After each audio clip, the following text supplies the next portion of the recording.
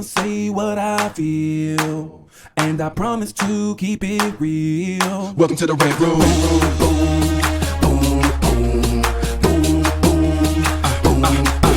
So you wanna be a writer? Well, you gotta be a writer till your fears are diminishing, the doubts are behind you. It's hard to grind in the business, got me stressed in the rant room. We let that shit up off our chest. You never have to guess when you're listening to Hilliard. He gon' bring more game than a shark playing billiards. It's all about the craft of screenwriting. It's exciting when you turn an outline into something enlightening. Your pen and words are like bullets in a gun. Write what you feel, say what you want. Welcome to the Rant Room. Oh yeah.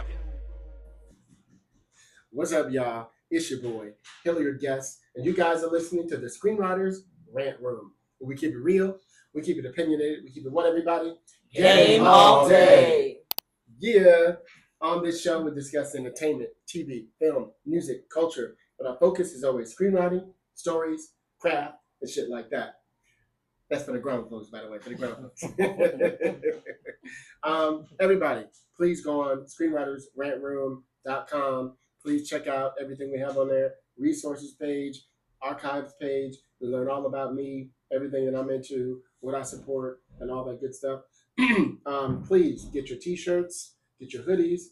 We have them in black, gray, white, and royal blue. So support the show. We have V-necks, crew necks, all that good stuff. All right? Love y'all. Here we go. Yeah. Y'all ready? Like to hear it? Here we go. Now, first I want to introduce my man, Big Rich in the building. Rich, I'm about to call you. Rich Scott in the building.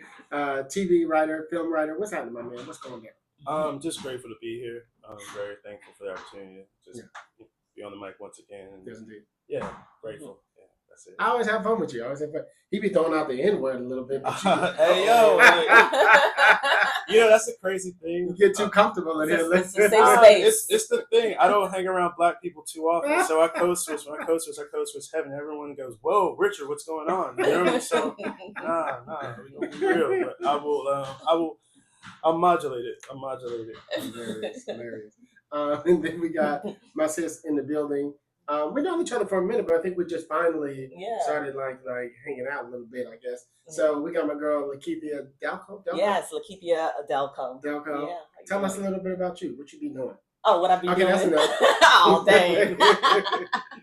Well, I want to start off by saying that I'm so excited to be here. I really was introduced to you by listening to the Red Room after a friend recommended it, and so I've just been listening and growing and enjoying it. So to be here today is an awesome full circle moment. So a little bit quick about myself. I am a writer, actress, and a playwright. Mostly recently, I've been doing a lot of episodic television. I've written on shows such as Silo on Apple TV, Two Sentence Horror Story is a really great show. So you're a genre writer pretty much, is that what it is? Oh, what? Yeah, I do a lot of genre world building, character driven type stories. I've also written and developed a show with Marvel, where we were writing a room around Don Cheadle's character, War Machine. And a lot of development. I love writing. I'm a mom, I'm a wife, and I'm just really excited to be here. She got a husband here. He is here. My partner in crime. Yes, indeed. So I'm gonna let Rich take over today. What are we doing today, Rich? What are we talking about? Well, okay, that's enough. I will leave right now. So I just think recency bias. I think what's really permeating the industry right now would be Oscars, the nominations, and the cool thing about this year is how different those nominations look versus years prior. What those prestige films are starting to look like. Right. What I love is the proliferation of genre. Things are becoming open. We're more open to interpretation now than ever before. You look at a movie like Weapons, which I think should have been nominated but wasn't. But look at the actors who were nominated. Yeah. You look at Sinners, of course. I apologize, black folks. My apologies. Sinners. What? Uh-oh. No. I apologize for not mentioning it first. Oh, got it. Removing your black card, Richard. You didn't say it first. No. I think Sinners is the most creative movie of the year. I don't think it's the best movie of the year. So sorry, but for me, the moment I sat in my seat when I watched One Battle After Another, the second I'm in my seat, the music cuts off. And that's the key to One Battle After Another is the music, the score. When you sit in your seat, you feel like you're in a 40X movie. Yeah, then after that, hey, it's January, let's be real. We're getting to the end of the month, and how many people have just basically said F that resolution? You had your list, you had your vision board, You know, you said you're gonna stop eating all the snacks, and then you were like, "Well, let me just go one more week. I'll start Monday." So just take a look at that. I think that's something we can talk about as we all try to hold one another accountable. Iron sharpening iron, steel sharpening steel. And then, hey, the world is an interesting place right now. So how do we take the energy that latent energy that's building and turn it kinetic in a positive way? I like that. I like that. Yeah, how do we be agents of change in I'm glad I thought of that. That's good. That's a good one. I thought of it. Listen, when I see this on y'all boards, y'all shows, I'm gonna text you like, "Hey, yo." But so that was the biggest episode because I came up with this idea that we would. Your names will be there, like in little tiny font. So I feel like those are pretty great places to start to help drive a conversation. Yeah. But whatever we do, whatever we want to do. All right, well, let's jump on in. Let's go. So let's talk about what you think about. Do we have the Oscars list out somewhere? Let's pull it out just so we can be accurate. I can definitely, while he's setting that up, crazy thing, I just finished reading The Sinner's screenplay last night. And it was just on a great read. And I could visualize everything. And of course, I've seen the film already, but it's a simple script, but it's so specific. You know what I mean? And very effective. And me being a woman of the South, born and raised in Texas, and a lot of my writing, there's a lot of musicality and just rhythm. That's what I really found that was just amazing reading the script, just the rhythm that was coming off the page and the distinction of the voices of each characters. It is deserving to be there. And how many interracial couples are going to go as Smoke and what's her name? I forgot, but I already know two black male, white female couples that are like, that's our costume. So just don't be basic this Halloween, y'all. Just don't be basic. It's funny you say that because I remember when I was a kid and The Color Purple came out, and I hadn't read the book before, and I read the book after, and there was something about being able to picture Oprah and Whoopi and everybody else in it really came to life to me because I could see their faces. Yeah. Even though I'd seen the movie. So as I read the book, it really just came to life for me even more. Yeah. So I had like a better respect for the book, if that makes sense. I agree. And it was so cool also, as a writer creator, to see what stuck and what was taken out. How he spoke about it, about how they changed the opening scene. Like it opens in the screenplay with the introduction of Renee. And they changed that. And they changed that in the edit. So it was really, really good to look at the material. Yeah, for sure. What do you guys say? Oh no, so we have the Oscars list here for Best Picture nominees. All right, let's start. All right. Heading off with the most nominations this year, of course, is Sinner. So big up to Black folks. Yes. You know what I mean? One battle after another. Frankenstein. Yeah, that was good too. Yeah, surprising. I didn't think I would like it, but I vibed with it. Yeah. Marty Supreme.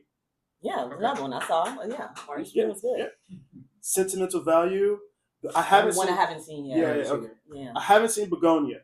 I saw Begonia. Yeah. Jesse Plemons is my guy, so I need to check that out. It was good. Yeah. F1, which caught me by surprise. Yeah.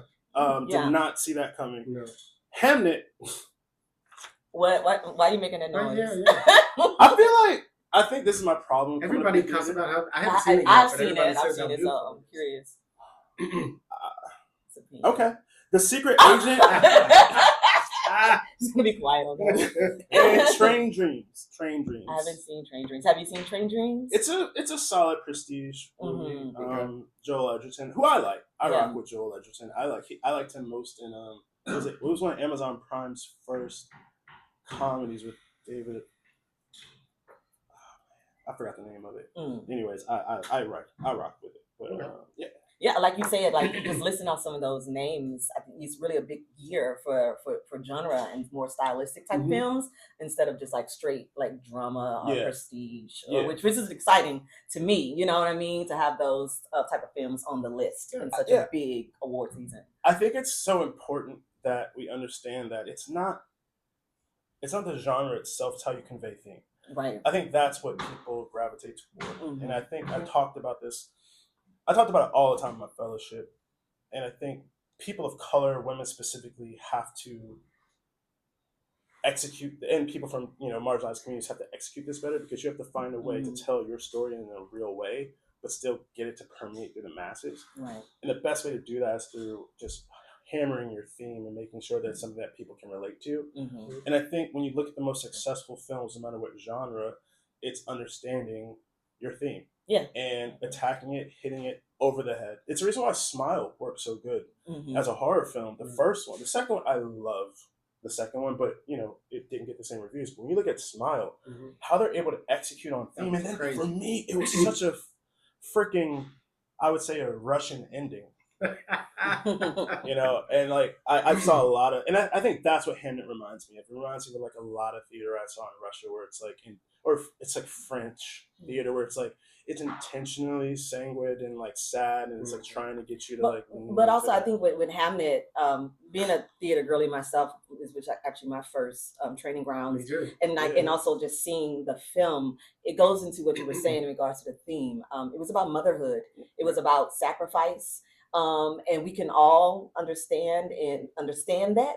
And I think that's really important, and a great note in what you said about being really hard on the themes, because that's something that I'm definitely finding for myself as a writer who does do genre, like a lot of horror or fantasy and sci-fi, even in the room. The theme gets lost. The theme can get lost, but also like in my own worlds, having to really be specific, because a lot of my work, I'm very strategic in, I write worlds for Black folk, people that look like me, but I'm really keying on like what those themes are, and like a lot of my work, I'm finding that it kind of lends on the lens of like utopia. And so what are those found and safe spaces? And either how do we preserve them or destroy them? And I think that's something that we all can speak to, because we're all sometimes seeking for solace or seeking for some type of safe space. So really honing it down and finding that. And then a lot of the films did that. Here's the thing I used to say a lot when it comes to theme. So I used to teach these workshops at the Organization of Black Screenwriters and the Writers Guild, and I would talk about the theme, and I would say, you ever go see a movie or watch a TV show and you're like, what was that about? The theme was off. Because the theme is about what it's about, the motherhood, parenthood, whatever, like family, right? And so as soon as you don't have that clear sense of the theme, what happens is, how many times have we, like, I'm pitched a lot, right? And when they get to the part where they're pitching the theme, there's like 20 themes. I'm like, oh, this is going to be a mess. Because there's no clarity, right? And it usually means it messes up the story, the engine, everything else starts messing up, because you're going, well, they fell in love, so it's about romance. Well, they got hurt, so it's about pain. Well, I'm like, no, bitch, it's still. It's so interesting. I think coming as it from an actor, you think if you're going to do your inside out technique, it's like look at the super objective versus the objective for the scene. I think it's important to look at the theme as well, where your sub themes have to be in support of your overall theme. The overall theme. So you can talk about something that's completely off, but at the end of the day, is it relating to this, and how do we bring it back? And I think that's where you see a lot of films. They're trying to,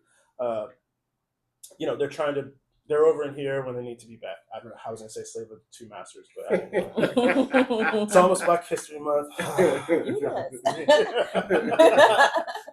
Sorry. So let's move. So who do we think is going to win this category? Let's do that. Who do you think? Drum You roll. first.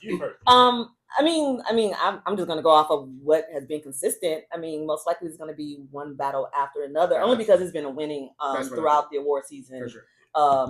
Shout out to Tiana, killing the game. Yes. And shout out to Delroy Lindo. I was so excited to see him on the category. So deserving with our OGs who definitely need the love and respect that he's receiving. And that's just hard for me. I haven't been this torn on a Best Supporting Actor nomination in a very long time. Since I stand for Jonathan Majors to be included for Last Black Man in San Francisco. And I can't. Anyways, let's just say it was Brad Pitt's Did you see Magazine year. Dreams? I did. But for me, Last Black Man in San Francisco was just one of those films that like I cried watching. Out like and like when you watch that movie, you're like, that is a star. Right. And everything that came after, unfortunately, went the way it did. But when you look at that performance that year, I felt, oh my God, please don't rob this man. And that's how I feel about Delroy Lindo until I saw Sean Penn.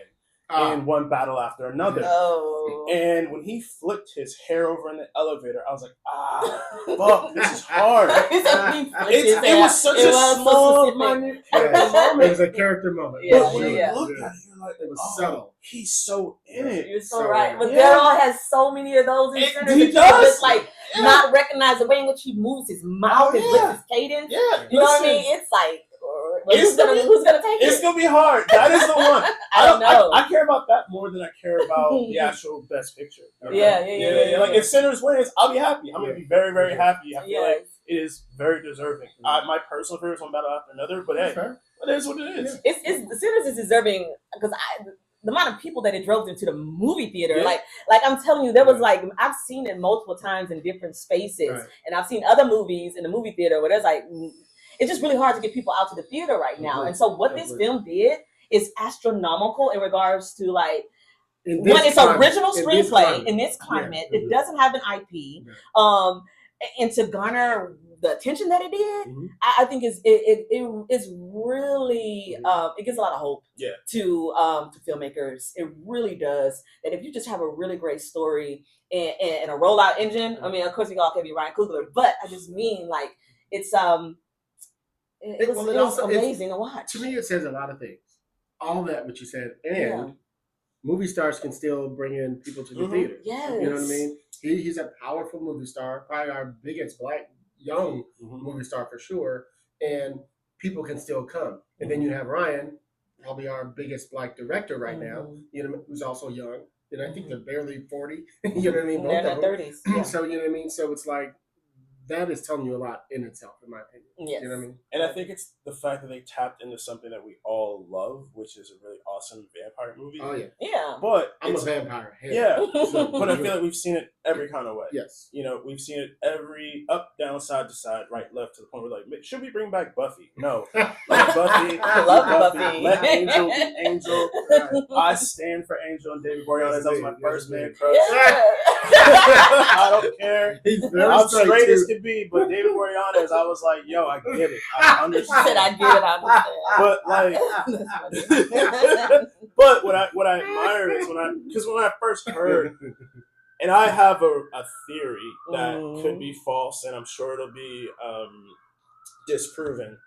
But there was a movie that was speculated with the triad. There was a triad forming with Jonathan Majors, Michael B. Jordan, and they had a big thing going on. Yeah, they were out. I think Sinners was a big thing. I think Smoke was originally designed because they're supposed to be. I think that Cousins line makes sense. I think the Cousins line was actually in the movie. I think it was a actual reference to what they were going to be originally, which was Cousins, which then turned into twins. You know, you could have something because reading the screenplay, they always say my little brother, big brother. Yeah. You know what I mean? Yeah. They never be like y'all look just alike. Yeah. I do feel like that was the way it was supposed to be, and I think had that been the case, so they weren't identical at first. No, they're not. No, and I think had that been the case, we might be talking about obviously Sinner's Best Picture, for sure, because those two feeding off of one another would have been magic. Yeah, I mean that would have been. Don't get me wrong, Michael killed it. No, he did. He did. Okay, I think it's one of his most amazing performances that he's had. But all right, which one would he have played? I think he would have been. I think Smoke would have been Jonathan Majors. Okay. I mean that role was written for him. In my opinion. Okay.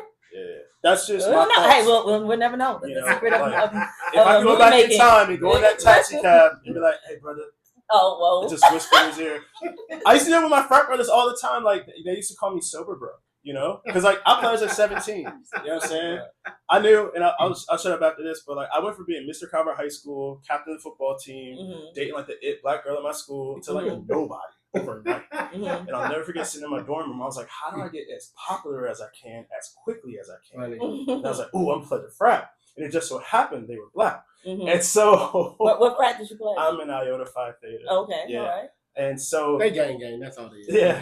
And long story short, And I'll just never remember. I was always that dude in the corner. Hey yo, chill. Hey yo, John, chill. Hey yo, Sid, chill. So it's just. And he the biggest one. You know, sometimes you just need to have somebody in your ear like, hey, yo, chill. You Somebody know? should have been in his ear. I just wish, you know. It is what it is. Yeah, It is what it is. Right. So what category are we on now? I forgot. Well, the category I want to talk Let's to go. you about is casting. It's new. Oh, that's right. Oh, It's that's right. new, Okay. new. Yeah, For Oscars, yes. Yeah. It Okay. is That's new, important. new, and I think it's so interesting. The reason why I talk about this is the first decision I made, big life choice outside of college, I would say as an adult, was do I go into politics and just go down that road, become a politician, or do I move out to LA? And when I was in Russia, I was in Moscow. Literally, I would wake up at 3 a.m. to call back to LA because we were like 12 or 11 hours ahead. He was studying theater there. Yeah. Oh, okay. I was at the Moscow Art Theater School and Shooting School Movement. And I'll never forget, I would wake up every morning and research casting directors and casting offices. I said to myself, do I really want to act? Mm-hmm. And I want to see what the process is like. Not on set, that's the fun stuff. Not learning lines, that's the fun stuff. But what is it like going to auditions? What is it like that? And so I called all these casting offices, and Randy Hilliard and Robert Ulrich said yes. And I didn't realize at the time how huge that was. Big. Like the two largest casting, like the singular casting directors, said yes to me at the same time, the same summer. And so both from a TV perspective and a film perspective, I got to see what the casting process looks like. Yeah. And I'll never forget, we had a really long day dealing with an A-list star who I told you all about earlier that I won't say their name. Mm-hmm. But I was taxiing over this is before digital really came into play. Well, we had digital, but it was just like sending it. It would take so long to send the information because the files were so large. There was like a really good compression. Anyways, so I'm just driving from, where we're at in LA to Beverly Hills and handing off the tapes individually, like VHS and the DVDs. And I'll never forget, it was a long week of just a lot of work. And Randy was like, we deserve a fucking Oscar for this. Yeah. And she was like, we do. We put in so much work. It's such a thankless position. We feel like the invisible ones. And she's like, yes, we pull the diamonds from the rough. We pull. Everybody thinks the director was like, "Oh, I'm going to bring in this person." Yeah. No, they narrow it down. They should they go that through shit the down. trenches first. Yes. And they do. I'm sorry to interrupt you. They do all the work because my producing partner Pamela is a big casting director, so she's always, as a veteran casting director, she's always like, they don't even see the things that we have to do. Like for example, piggybacking off what you're talking about. Not only do they narrow it down to those 5, but they tell you why they would work and what their schedule is and when they're off and do they have a window. There's so much more information they have to learn and research just on those characters, just on those people. And they're also like, in regards to like what we do as artists in regards to pitching and stuff, like they sometimes are pitching talent and to directors or showrunners or things like that. And they don't even pitch the show. They don't pitch the movie, they pitch moments. I've watched her literally on the phone calling some star going, listen girl, you never did this moment before. Let me tell you why you need to do it. That's why. Awesome. Yeah. And so the work is there, and I'm just so grateful that they're finally getting their due. Yeah. And I wish it was one of those things where I wish you could go back. Go back and post, give people their awards and their due, because there's so many incredible films, so much casting that's been done. I mean, I'll never forget. So I was there. I can say this now, but I was there for Thor, and so I was there at the ground floor of Marvel, really deciding on who their people were, who were going to be the foundations that they build this thing off of. And I'll never forget, they were like, we know for sure it's Robert Downey Jr. And then everyone else was like, gotta figure it out. And so I think that's one of the reasons why Disney trusted her so much, her and Sarah Finn, is because they really helped guide Marvel from a talent perspective. Obviously, Marvel had their own direction. But when it came to solidifying those faces that would go on to become the linchpin, I mean, we're seeing it now. Marvel's pivoting back to that first generation of stars because they haven't been able to find those hits with the newer generations. Nothing against them, it just hasn't connected with the audience. And so I just think that just speaks to that level of power that casting directors have, and they're really able to find those people. Maybe if they shoot it in vertical. I mean, that's where we're going. I mean, we're probably going to start seeing a lot of our favorite TikTok stars becoming stars now, and that's okay. I think that's industry is changing. yeah, and I think it's important to embrace change, especially if you're an artist. If you're gonna try to stymie change, come on. What are you doing? Let me ask you a question. Could Quibi work now? Oh, right. Because it was ahead of the game, and they made some awesome shows. Bro, I used to watch a lot of their shows. It could, if they stuck around and figure out, their metrics and how to go about doing it, I definitely believe they would be the top of the game now because they were doing it really before the thought of doing it was even around. Big cast, yeah, all prestige. It was done well. Yeah, it was done really well. I definitely think Quibi can do well. And the question I have, and it's something I've been thinking about as I create new content and think about what is my next wave of creation, it's how do we really tap into that 3 to 5 minute web series, I guess you would say, but like for a TikTok audience or for an IG Reels audience, what is that series going to be that someone watches vertically? Well, isn't TikTok doing them? They're about to do them. I thought I heard TikTok is doing them. I'm not sure. We know Netflix is doing it, and a couple other people, so it's going to be important. I do know that it's becoming. Being a part of a union, that union writers they're working in a contract could actually work on verticals and things like that. The Writers Guild is so behind, and I say that as a guild member for a long time. We are so behind on everything. I was part of the group that was helping us move to what do you call it when you do the digital suit? I'm not forgetting what it's called. Not the micro budgets. What do they call it? So when they do digital? Yeah, when you do a digital series, it's a contract we have. Oh, the new media. The new media. Yeah. Anyway, I was part of that whole group that was fighting for that because they were like, "Why would we want to be on digital?" I'm like, "You guys are so behind, right?" Yeah. We did the same thing with podcasts. We're still waiting for the podcast to catch up. You know what I mean? So now we're moving to vertical, and they're still behind. Well, the DGA, I think they've had their digital agreement for years. I want to say 15, 20 years. Or something like that. So the DGA directors can direct those. That's how far behind we are. Wow. You know what I mean? It's ridiculous. Like I don't understand why. Because it's moving and it's moving fast. Yeah. And I think that's the beauty of change. Change can happen on a granular level, right? And organizational change takes a long time. A lot of votes, a lot of implementation. It takes belief. It takes movements. And so I think that's what's really interesting. And also, like in the vein of change, I'm also curious to see what could be like. I know we have these different mediums and things about verticals, but also, like I said, going back to like sinners and watching like the theater, like there is still a love and a want and a desire to be able to sit in the darkness of a movie theater and have an experience where these phones and these things go off. So I'm also curious, like how are we gonna figure out ways to change and maneuver in order to also build old systems in a new way. You know what I mean? Because there's not a matter of like completely getting rid of them because there's still a desire and I believe a market, but how we're doing it, how we can take the power in our own hands, how we can bring it directly to the movie theater. Is it going to be more independent contracts that can go directly to the theater? Because like I'm serious, like if you build it, as they say, they will come, And so I'm also curious on like how do we reinvent the older markets. Definitely. And I think the important thing is giving people what they want to see. Yes. And it's really interesting with Sinners specifically. I remember there were a lot of young people who are 25 and under who I knew were going to the theater. Younger brothers and cousins of friends and all those things. And I asked, well, what is it about this that makes it different? And they're like, it's original. It's something we know but love. And also, this is the type of thing that you want to see in theaters. Yes. And so that's what everyone's trying to figure out now is what the hell do people want to see?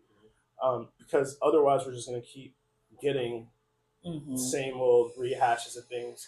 I mean, I went to go see Greenland Migration in theaters last week. And I know it seems stupid, but it was one of those movies that came out during the pandemic. Greenland, it was a disaster movie that looked great on a 60-inch TV screen, but if we'd been able to watch it in theaters, it would have been like there were certain visuals of it. And so as I went back and watched it in theaters, I was like, oh, this is what they wanted us to see with the second one. And I was going to say, they just came out with part 2, right? Yeah. But the really cool thing about it is like, I think it seems that it's over. It was just, they're not trying to, they told a complete story, it feels like. And I feel like that's what I really loved about it. They had a vision and it felt like they didn't get to see that through with the first one because of the pandemic. And when this one got greenlit, they were like, okay, let's tell an awesome story and let's bring it to a close and not try to drain this from money. So they told a really good story for a big budget popcorn movie, which is a type of thing that you want to see in theaters. Yeah. What else we got? Let's just go over a couple more of those segments, so we got other topics to talk about. Oh yeah, for sure. By the way, just so you guys know, we're not going over all of the categories, just a few of them that we wanted to talk about. Yeah. So I think for me, the other one was is always going to be Best Actor, Best Actress. Okay. There's a dearth of representation in the Best Actress category this year. Sure. Best Lead Actress, Best Supporting Tiana Taylor. Yeah, whoop, whoop, doing her thing. I Of course. love that woman. Love her. Love her. But yeah, when you look at the Best Actress category, once again, it seems like we're back to List the names. Who's yeah. nominated for the best? hold on, let me pull that actress up. category. Okay, so Best Actress, we have Jessie Buckley for Hamnet. Okay. Rose Byrne for If I Had Legs I'd Kick You. Haven't seen that one. Kate Hudson for Song Sung Blue. Mm-hmm. Is this her first nomination? Who? I'm not sure. Kate Hudson. No. No. Okay. I think she was she nominated for Almost Famous. Okay. Gotcha. Did she win? I think she won. No. Okay. Renee, I'm butchering her name. I'm sorry. Renee Renze for Sentiments of Value, and Emma Stone for Begonia. Gotcha. Well, Buckley most likely is going to win from Hamlet. Yeah. She's been kind of like sweeping the awards. Yeah. And also, she does give a powerful performance. Yeah. But I haven't seen all of them, so I don't want to have a few in the category. Yeah. I mean, I think anytime the machine is there for Begonia, I think, as well. So, and solid movie. Here's the thing that I was thinking about, and I don't know how many of those films were studio films, but they sound like indie films, a lot of them. Yeah, you know what I mean? So that's a good thing. Definitely. For all of us, to know that, like everybody's saying, you should be writing features because the indie world, so that's where it's going. Yeah. And speaking of indie, I was at a panel, and as an actor, this really fed my soul as an actor and a creator. Where Chloe Chow, is it Zhao or Chow, the director, Zhao, for Hamnet, where she was speaking about her process with her actors, since we're speaking about the actor category, how she sort of gives permission to the space in regards to everything. They have hours before we're going to start shooting, where they can literally come in, feel the space, be in the space, sing a song if they want to. The crew, everybody is aware that this is how the space is curated and protected for the actor to get into the role, to get into the character, because she was adamant that she's not a big on method acting, but the way in which you can see how they were internalizing those characters, it makes so much sense how she has created this safe space in a room that's kind of reminiscent of me with theater and how we would do our warm-ups and how we'll come into the space and we'll just be in commune with each other. So I really love when creators or directors are curating almost like an independent, even if it's a studio set, because it can yield some amazing performances. The only way to do that is to schedule that. Yeah, she schedules it in advance. Yes, because it has to be agreed on because it costs money to do that. Yes, if I'm setting up a space and we're and the production design and everything is building the space that's not even been shot for until whatever, then that's wasted space, so to speak. You know what I mean? So to me, she has to really negotiate and really explain to them why that works, because the actors understand. There's nothing like, how many times, both of you are actors, how many times have you been on a set and you're in your trailer, they call you in, you go straight to set, you do rehearsal, you go right to it. You're like, damn, I wish I had more time to be in it. Sure. In a way, I would always pitch that as that is actually the efficient way to do it. Totally. I would much rather have my actors warmed up, feeling it, vibing out, and then going into it than to go into it cold. I mean, it's even when an athlete goes off the field, prime athletes, they're working with their trainer, they're on a bike before they go back. And so it's the same concept. I think it would save a lot of time if we just gave, hey, let's bill in half an hour for people to come into this space, have some ambient music, just vibe out, doing the tube, do a trimmer. You know what I mean? And then go into it. Yeah, but it does definitely, like you said, have to be scheduled, and everybody has to be on board with it. Sure. Ahead of time. But like I said, now you're messing with money because everything is always behind it. How many times you show up on the set and you're sitting in the trailer for 4 hours when you went to makeup 3-4 hours ago and you're just sitting there. You know what I mean? So when do you have that time? It's because you're almost always behind on something. You might make your day, but just barely. Right. You know what I'm saying? So I would be curious to know how she curates that. Yeah, for sure. She's got a dope AD, I can tell you. I'm sure. Yeah. Sure. I got an award question. What's that? I have an award question. Oh, let me. Let's go. Is this one? Hold on. Let me bring Jade into the fold up in here. Introduce yourself. There you Jade go. Hunter, producer, director, writer. I want to know you guys' thoughts on a movie that you couldn't walk 2 feet without seeing promotions on, receiving 0 awards. Oh. Wicked for Good. Wicked for Good. Oh. And what do we think that means moving forward in this industry, especially with all the money they poured into marketing? Wicked for Good was a cash grab. I think it did what it was supposed to do. It was a cash grab, Yeah. I agree. Yeah, so Wicked for Good is to, how do I say this? Wicked for Good was to help solidify whether or not Universal, I'm really into theme parks. And so that's the area that actually is supporting a lot, that's supporting Disney and Universal. And that's what Netflix is desperately trying to get into to support their streaming service, to figure out how to activate watchers into experiencers. So Wicked for Good, from a performance-wise, it's interesting. You can kind of see that the vibe there is, you could tell that like it's a carryover from the first, and that's okay. Yeah. That's okay. But it's really meant to drive whether or not they are going to fill the space at Universal Orlando. They have 2 lots. One is at their new Epic Universal expansion pack, or another one is they just tore down their at the Islands of Adventure. They tore down their Lost Continent space. So the question is whether or not Wicked for Good should go at either one of those locations, and this was a litmus test for that. So they're happy. Yeah, I think that they might have been surprised the first go round. I think it did exactly what they wanted to do. I think it was a success. I don't think they were initially vying for the big award thing. I could be wrong, but once it started moving, they moved that train. Yeah. But again, Wicked for Good, the part 2 literally feels like a carryover from part 1. So I really didn't expect. Yeah, but they did get nominated from the first one. They got and there was some nominations even not for the Oscars, but the award season in general. It has gotten a little love, but yeah. That was a good question. Yeah. Let's do one more category. Then we got like 20 minutes. Oh, for sure. So would we like to talk about Best Supporting Actress? Sure. Yeah. Sure. So, who's on the list? All right. I'm butchering these names, and I'm sorry. Elle Fanning, Inga Ibs. Oh, she from Sentimental. You might want to try that one. No, I'm probably worse. I feel terrible. I need to see it phonetically. Sentimental Value, Inga Liaes, maybe. Okay. We have Amy Madigan, Weapons. We have Wumi Mosaku, Sinners. And then we have Tiana Taylor, One Battle After Another. I think it's a 2-woman race. You think it's who are the 2 women? Amy Madigan and Tiana Taylor. Yeah. What Amy Madigan did in Weapons, low-key carried that film. Yeah. Low-key carried that movie. From the second she's on screen, you're like, who the fuck is that? When she walks in Act 1, I'll never forget in Act 1. I was like, wait a minute.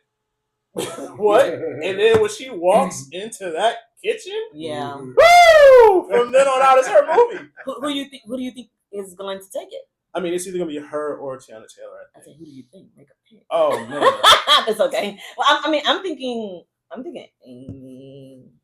I don't know. It's a little hard. I was surprised with Tiana with the Golden Globe, so I'm like, I don't know where to go. And she did a great job. I love that acceptance speech, though. Yeah, it was really great. I don't know.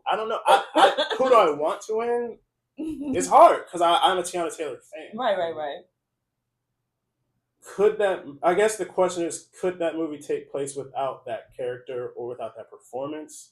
That's kind of how we look at from a football sense. She disappears half of the film. That was our biggest gripe with that film. My one note was but you never forgot her. You never forgot her. That's the key. Never. You know what I'm saying? Never. I love to throw it out there because I'm gonna throw a little monkey in her. Do I leave it alone? I don't know. No. I'm curious because I've been on the fence about this. Okay, so there's also been a lot of talk with that character, and I'm a Black woman, so I can speak to it.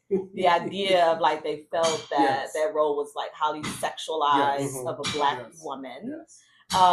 We've all seen the film. Yeah. I want to hear the male thoughts first, because I don't want to impart anything. I'm wondering if you're comfortable. Like, what was I definitely thought that. Yeah. Definitely well, thought we that. did too. And I started wondering, and I was wondering who wrote it Yep. because of that. Mhm. But here's the thing, guys. This is the thing that I talk about all the time. If you're an actor and you say yes, Right. every actor, and you guys all have things you're like, I'm willing to do this, but I'm not willing to do that. Mhm. If you are willing to take the leap and go that far, You better go. that's on you. Yeah. That's You're gonna on do you. it. Yeah. So if she was comfortable with that, which we all know she's comfortable with her sexuality, that's why she was cast. I agree. You know what I mean? I agree. So other people were, well, I don't want to do this, I don't want to do that. And what director wants to do with that? They want the most authentic film that's based on the script or whatever, you know what I mean? So it makes sense to me. Yeah, and I think with that, they doubled down on it with Jungle Pussy's monologue at the beginning. That's her name. That's her stage name. That is her stage name. That is her real. But that's her real stage name. But it was it caught me so off guard because originally I went into my first go around, I was sensitive to it. You know, like, all right, what's going on? And then that monologue came up, and I was like, oh shit. And then I was, all right, they're coming in hard here. And then you watched it 3 times. 3 times. Mm-hmm. And so all the angles. Yeah. You Wait, no. know what I'm talking about. Man. Anywho, he's blushing in here. No. Tiana Taylor is like one of my biggest crushes, ever of all time. I'll never forget the first time I saw her. I was like, "Who the fuck is that?" And I've only said that maybe 5 times in life. I'm a gay man. I got a crush. Yeah. But I think what I was most interested in was the analysis from that perspective, because you're dealing with white men and black women who's hypersexualized. It automatically takes you to slavery. Monster. And just like the racial implications of it. Got nominated around. Yeah. And I think the interesting thing about it was that's literally what the film was about. It wanted you to have that reaction. I think so. And I'm not saying it was good or bad, but when you look at what they were saying about race, what they were saying about sexual relations, what they were saying about like interracial relationships, it was all in that movie as an integral part of the film.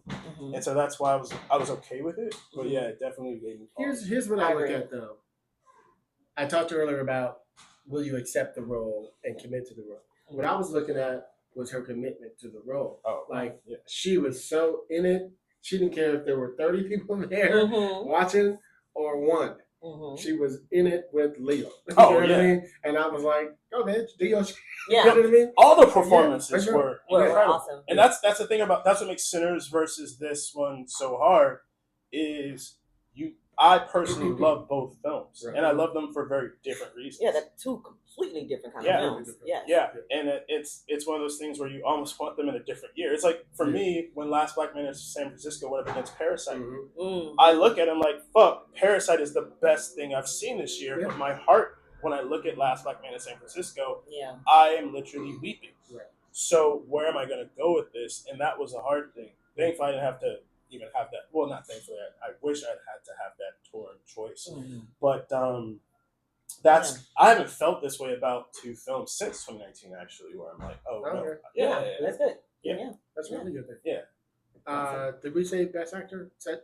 Yeah. Oh, we haven't talked about Best Actor. We have to do Best Actor. Yeah. Did we say Best Supporting already? You said Jonathan. Yeah. Not No, I brought Delroy. Just as a shout out. We started there. And I hope he does win. He deserves that thing. Yeah. Okay, so let's do Best Actor and we'll stop there. Best Actor? Good. All right. Timothy Chalamet for Marty Supreme. Okay. Many are saying this is his best role yet.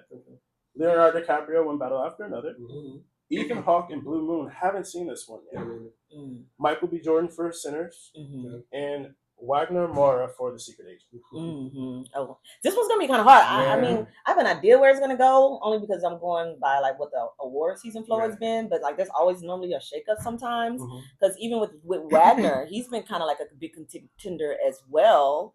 I mean, maybe it's gonna be Timothy, only because of like how the flow has been going. I would love to be Michael as well. I think it's really great that he's getting the love, as an actor. So I think this is actually only the beginning of where he's going to go, because I think this is probably one of his most powerful performances that he's done. And he played two people. And go get dressed. Exactly. And was the lead. And so when you think about being number 1 on the call sheet bringing it into the room and with your cast, and like it's a lot of responsibility Right, for sure. that I'm sure you carried well. So yeah, I don't know. I think it's probably gonna go to Timothy if I'm being real. Yeah, I think. And yeah. Yeah, I think it'll go that direction, and I think it's kind of like the NFL does. They do the MVP, they do the Offensive Player of the Year award. Right. They'll do like the First Team All Pro award. They split it last year. Lamar Jackson was First Team All Pro. Josh Allen won the MVP. Okay. It's one of those times when you have two players who are just standouts. I think that's where we're going this year. Yeah. With Best Original Screenplay. I could see that. Oh my gosh, how can we not do screen? We got. I mean, I think Ryan's gonna take it. Yeah. I think. Yeah, he's I mean, been we have to go down the list of that. We gotta say them. Oh my bad. I No, it's okay. No, my apologies. Let's finish this category. No, but I was just. Okay. I'm tripping. Okay, let's hit that. How do we not So, send the screenplay? Well, I mean, it's a lot the more. right. It's a lot more. You know? the Screenwriters. Yeah, I mean. Go ahead, throw that one out. No, but I think that's the play. If you're in the academy, it's throw them a bone, but then go in this direction. Now, the best moment ever in Oscars history is still Moonlight. Yeah, that could be an upset. That's what I'm saying. I want to upset. That Moonlight, Let's play. La La Land. Oh my gosh, Exactly. I'll never forget where I was when Never. it happened. It was just still the best. But yeah, I could.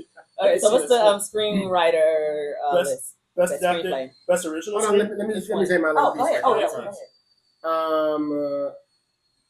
yeah. I'm usually the type of dude. I always bet on black, right? So of course I want Michael B to win. However, I think it's probably gonna be Leo. Really? Ooh, Yes. you throwing a real one out there. But- Okay. What'd you say? You think it's gonna be Leo? Leonardo He DiCaprio. He did kill it. He did amazing. I just think Even he out was of just- stunts. he was so invested. He in was. that. You completely You saw his forgot- physicality for his age? Oh my God. He's still moving He like just let he's himself- moving. He kind of like, I don't want to say he let himself go like physically, but No. he just let himself He was go, free. Yeah. you know, and running that little robe. I was like, he was killing me in that. He was so, excuse my phrase, white trash in that. He was so Yes. good. He was so good in He that. was. For me, He was I so good. That's why he's lost such an it. amazing actor. I lost it on those long shots, Mhm. and when they went to Benicio's store Mhm. upstairs to the apartment building, that whole and then the phone. In the phone. Oh my yeah. God, the whole comedy sequence. of that, The whole yeah. sequence, I just remember being in the theater laughing, but feeling so threatened and uneasy, and then Right. both of them just making me laugh and feel. Benicio made me feel so I safe love that. Mhm. in his arms as an love audience that. member. You know, Yeah. he's like, "Oh no, we've been through this before. We're all good." And Leo's just fucking flipping out, rightfully so. And then you got this Mhm. chorus behind you, got police at the door trying to Right. break in. It was just Yeah. that for me was one of those similar moments in the theater where I was like, I haven't felt like this in a very long time. Mhm. Yeah. For sure. Now we can move Did to you see Marty Supreme? what? Did you see Marty Supreme? No, I didn't see Burger Supreme. Shallow Me. You saw Yeah, Burger- he was Yeah, I fantastic. did do. Yeah. I did Yeah. see Marty. I have the screener. I just haven't. And It's my favorite. yeah. And we can talk about best original screenplay. Yes, indeed. Blue Okay. Moon, Okay. It Was Just an Accident, Marty Supreme, Sentimental Value, and Sinners. See, here we go again. All these indie films. Yeah.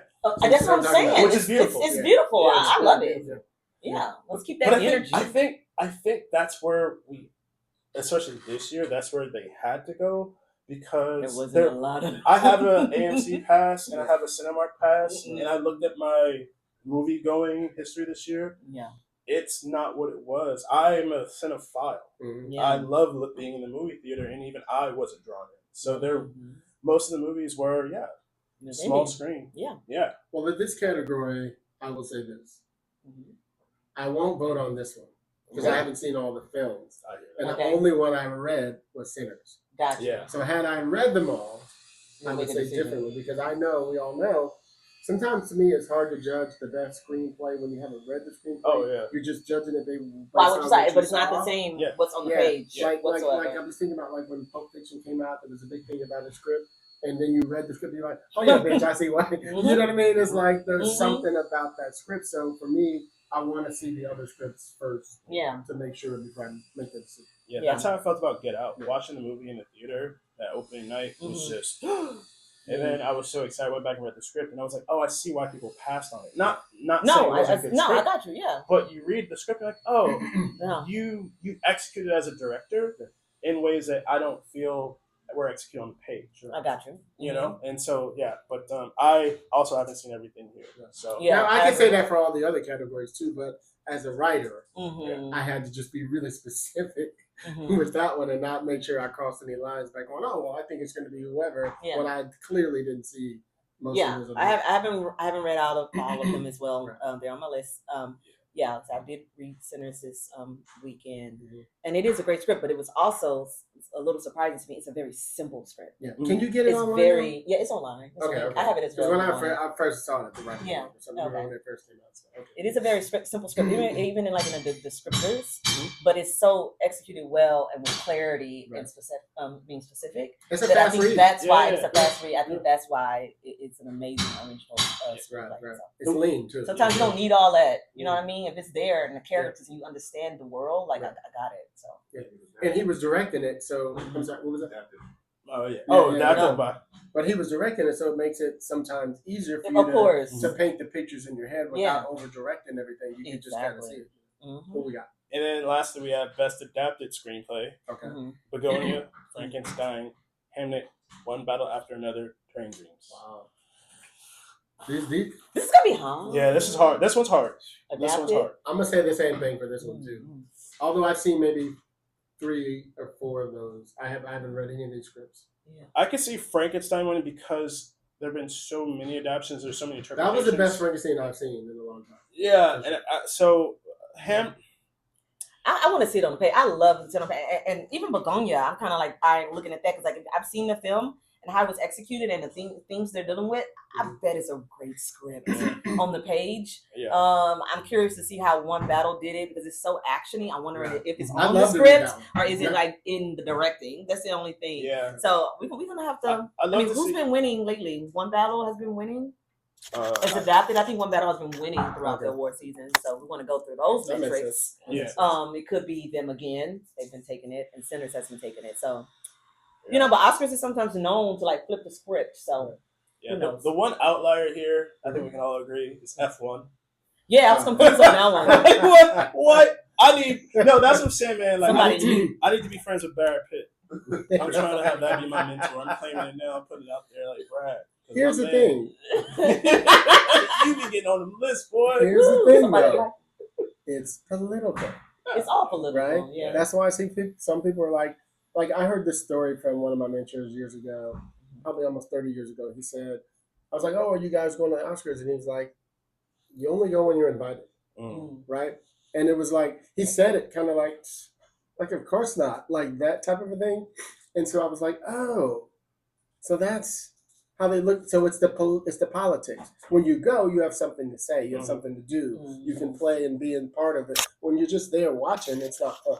Mhm. Yeah. You know what I mean? I was like, oh, okay, that makes sense. It's interesting. I read a memoir recently with a woman who a film was an Oscar nominated film was about loosely based off of her and her husband, and she was describing her experience at the Oscars, but they didn't even say their name. They would just say the name of the film, and Mhm. that's what they would whisper. They're like, "Who are those people?" Oh, that's. It's not. Oh yeah, this is Right.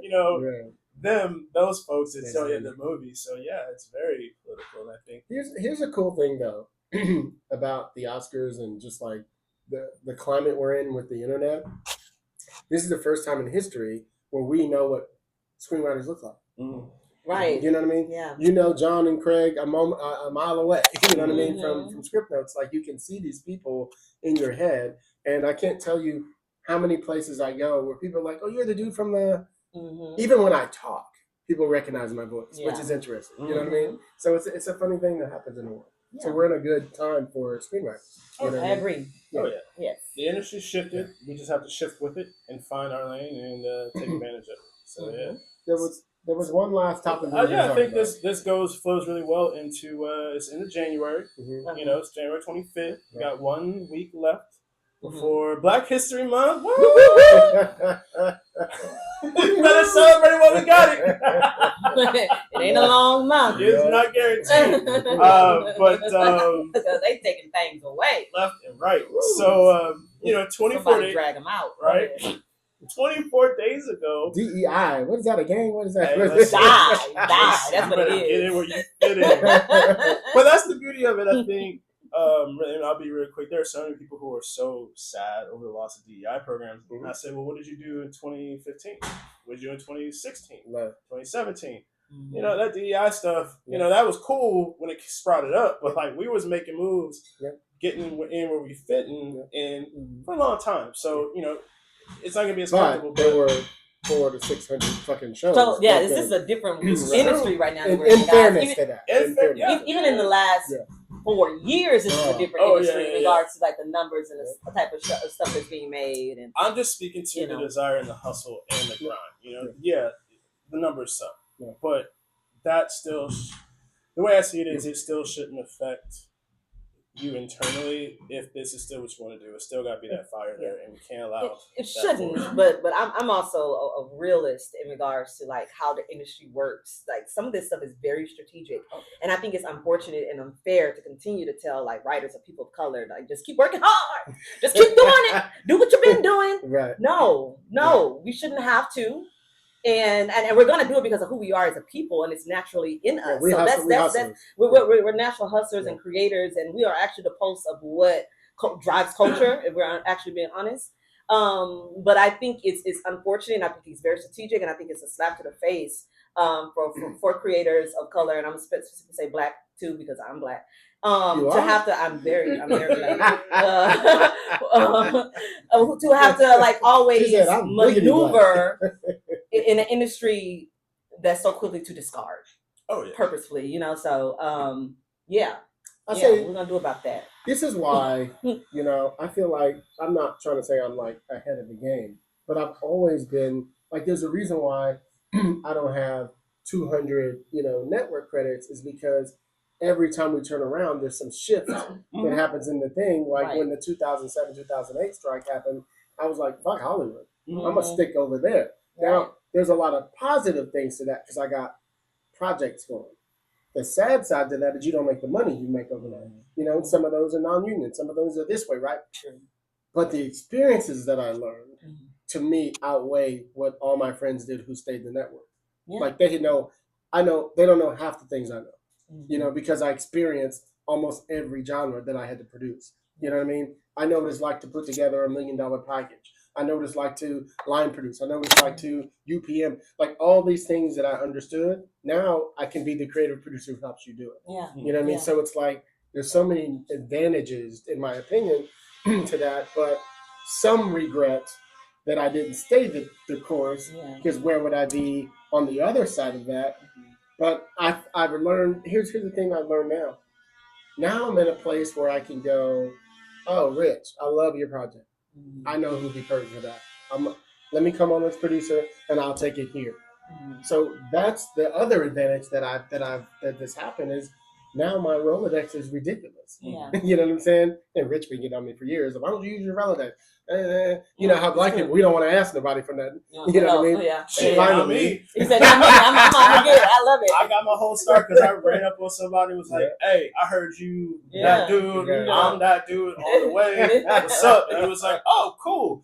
Closed mouths don't get fed." And I'm sure that's what you were meaning too, like Rich, in regards to like because it is what it is. We're going to have to, you know, unfortunately, still be as more creative, and it will make us better artists, better creators, better producers. But it is sort of like, why do we always have? Oh no, you know what I mean? But I get the systemic racism sucks. You know, like it's awful. Capitalism really sucks. Yet here we are, and I think that's what I'm speaking to. I'm not like saying, "Hey, pick yourself up by your bootstraps." That vibe, but it is one of those things where I know what it's like to be that artist who dwells in that pit. Where you are looking at the reality of it, and the pragmatism outweighs, I would say, the hope. And I would always say, well, I've got to think about this logistically, logically, pragmatically, and then that would just lead me down a pit of despair because when you look at the numbers are stupid. And I think I think on my last time on here, I said one day I stopped, and this is when I was homeless before I decided to write Finding Happy, which changed my career. I literally sat in a car and I thought to myself, I've been 1 in 400,000. I've been 1 in 2,000. I've been 1 in 938. I've been 1 in blah, blah, blah. And so you're like, okay, so God has proven that I can be the one in this situation. So this sucks now, but I can still be the one. And that's, Definitely. as people go through this year, I say just have that confidence in yourself and in your team and in your people, and say to yourself, and this is the most important part, especially for us, when we are in that position to help and reach a hand back, actually reach a hand back and help.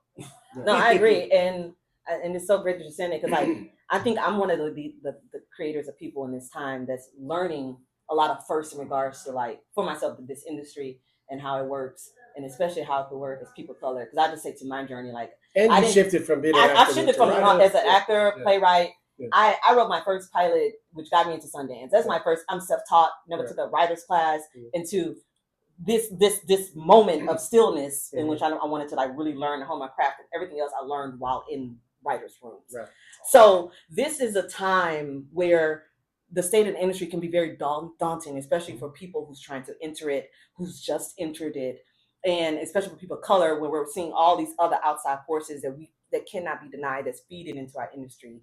And this is a time where we must be radical in ourselves, our mental, and our health, and our building community, and that reaching of the hand, like you said, because it's very jarring, and it's a huge industry that can sometimes feel like it's suffocating. So how can you find your safe spaces, you know what I mean, in order to create and write, you know what I mean? And so that's what I'm seeking, what I have been seeking. And that's what's keeping me, like, just continuing to move and create. And, and if you're an introvert like me, and you find yourself, it's been a year or two. I'm definitely introverted. I'm definitely introverted. If you're an introvert and you find yourself, your circle's small, you don't know where to go. I was just doing what Hilliard told me where he started, was just go to a coffee shop. Just change your environment. Just change your environment. Just go to Bricks and Scones. That's my spot. Don't get the window seat. Get the community Why seat. are you blasting your spot? I'm not. I want to share. They come and they take over. I'm busy with you. Listen, God's blessed me to always, like, sneak in the cracks and find my way in. I'm the guy who's like, hey guys, I got 50-yard line seats to the game. Who wants to come? You know, and it bites me in the butt sometimes, but I really do want to make sure that people people get on it. So that's why I would say, maybe you wrote down a resolution, maybe you didn't, maybe you set goals, maybe you didn't. If you haven't, now's the time. I would say it's never too late. Never too late. People just tend to do it at the top of the year. Exactly. But whatever you were working on last year, if that's still a goal, what can you do? And if you haven't, put a deadline on it. Put a deadline. Yes, I give myself deadlines all the time. Write it down and think about checkpoints that'll get you to that finish line, and lean into it. Despite the fact that the world around you seems like it's going insane, despite the fact that it seems like there are no jobs available, lean into that plan, because the pendulum will swing back. You know, not sure when, not sure how, can't speak to that, but I truly do believe the pendulum will swing back. And in doing so, in doing that work, as a creator, as an artist, once you're able to build that community, build that tribe, there's nothing like creating on your own when now we have an internet. And you have a vehicle. We no longer have to wait for our work to be seen. You can literally put it out the next day. And if you're smart, I would create a merchandising line around it and sell that merch. You know? So no, this is the power of the pivot, the power of taking one thing and making it to multiple mediums, you know what I mean? Creating your own IP, your own, all of that. I say that as someone who started something I started a business just so I could save money on tax write-offs. I was like, I'm not here. I need to legally wash this money. Everybody else does it. Listen, I own a Tesla. Okay. Uncle Sam came and said, "You single with no kids? Oh yeah, give me that." And this whole clothing line, this paid for my bills. You know, like people stop me on the street. Hey yo, what's that hoodie? Yeah, let me get that off of you. Like, all right, bet. Here's $60. You got it. So you just never know. You never know where that revenue stream gonna come from. Create your show. I agree. I'm writing a novel. Get those Screenwriters Rantroom t-shirts. Get those t-shirts. Get them hoodies. What color they got? What colors they got? We got black, gray, white, and royal blue. There it is. There we go. I just want to say one quick a little thing off of what you just said a moment ago. Rich is probably, I've been here almost 11 years. Rich is probably the first person who came through. Like we met for lunch. We did something. I rolled up on you at a WGA event. Like I said, Right. closed mouths don't get fed. Yeah. I was like, hey, yo, I don't have no black male mentors in LA. What's up? Right. Can I take you to lunch? Yeah. Oh, that's awesome. And so we went to lunch and we sat and chat. I think he came to the office and he was like one of the first people. I say it to almost everybody who comes over. Anytime y'all want to come, hang out, you can sit here and work. You can go downstairs. He'll hit me like, hey, I'm gonna be downstairs. You know what I mean? It's just something about the energy of the lot. You know what I mean? About being, how many people have you met here just sitting around here? A whole lot. You know what I mean? So I'm telling y'all, as people in my life, the door is open, and I go out of town a lot. So I'm always like, I'm gone. I'm like, the office is there. Nobody comes. Okay. You know what I'm saying? But Except I for will you. be here. You And come. just know your feet stink. This is a nice office. It's a really nice artwork on the walls. Yes. But if you ever need to change your environment for a couple hours, you know, No. say, hey, come through. I love For the sure. nice All right. invite. Where can people find you at? Lekethia.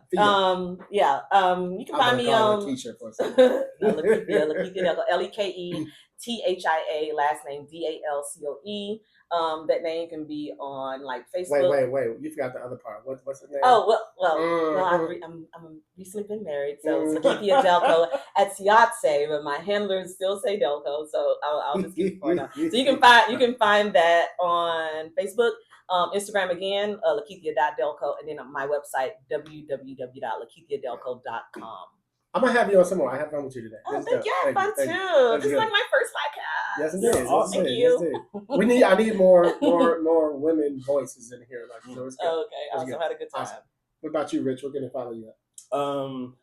At We Are Richie on Twitter, or X as they call it, and then Fatboy Fields on all other social platforms. That's what's up. Yeah.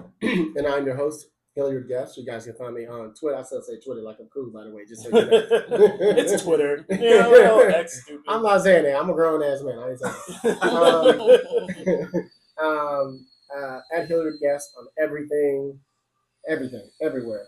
Please, if you guys subscribe to the show, follow us, share it, all that good stuff. We are on Apple Podcasts, Spotify, iTunes, anywhere you can get a podcast. We're all over the place. Support the show, subscribe to the show, follow us, all that good stuff.